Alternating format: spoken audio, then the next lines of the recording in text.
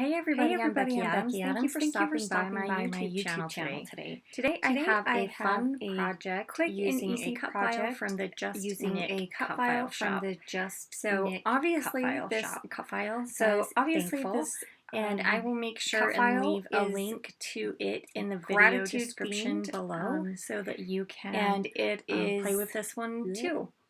So I have backed my cut file off camera, and I've done that just one because it's kind of boring to watch a cut file being backed, and two, I enjoy doing backing cut files in the evening while we're watching TV.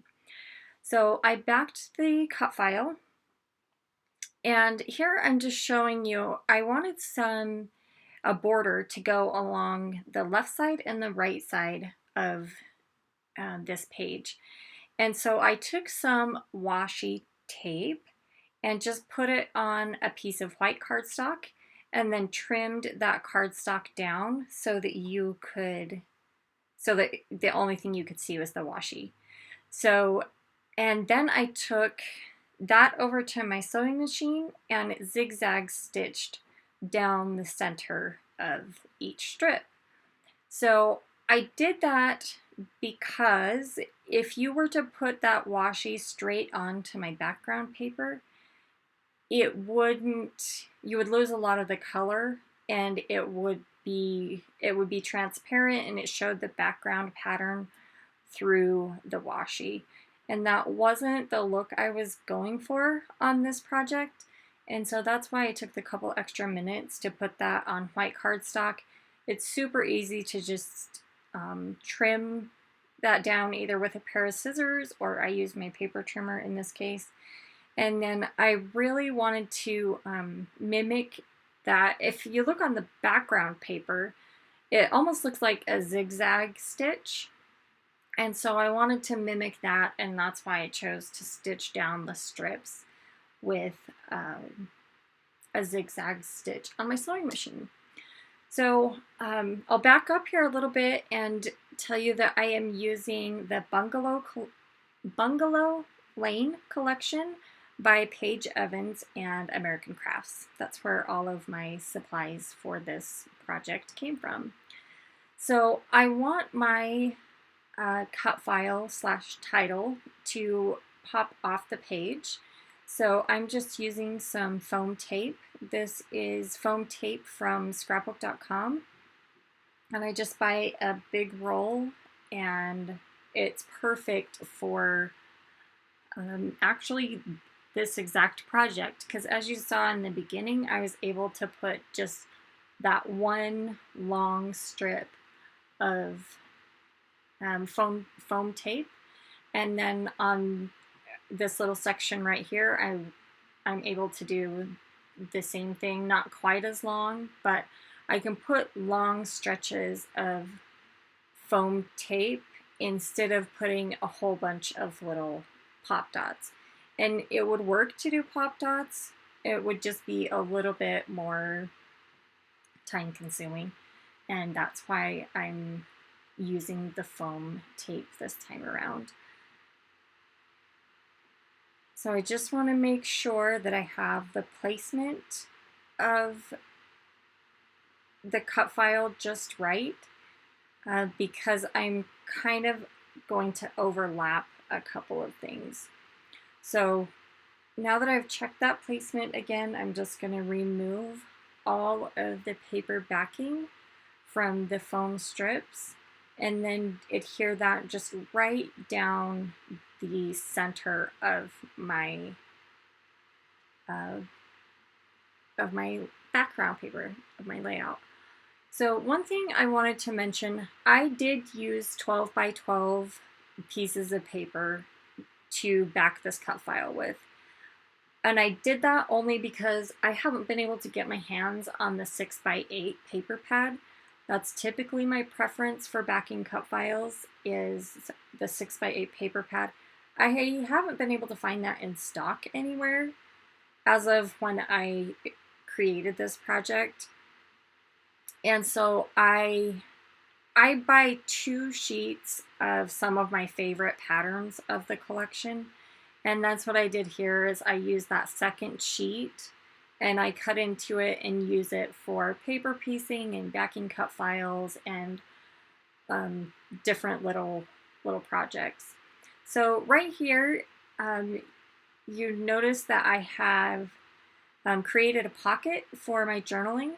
I have 2 photos on this project, and on the one on the upper right, I just made a pocket with the double-sided tape and put my journaling, printed my journaling on a tag and just slipped that behind the photo there. I did that for a couple of reasons. One, I don't have a lot of spare room on this project, and 2, the journaling is a little more private, and so I just put it behind the photo. So I adhered both of my photos, one with a pocket and one without. One's on the left side of the cut file and the other one's on the right. And then I'm just going to add a few embellishments, nothing fancy.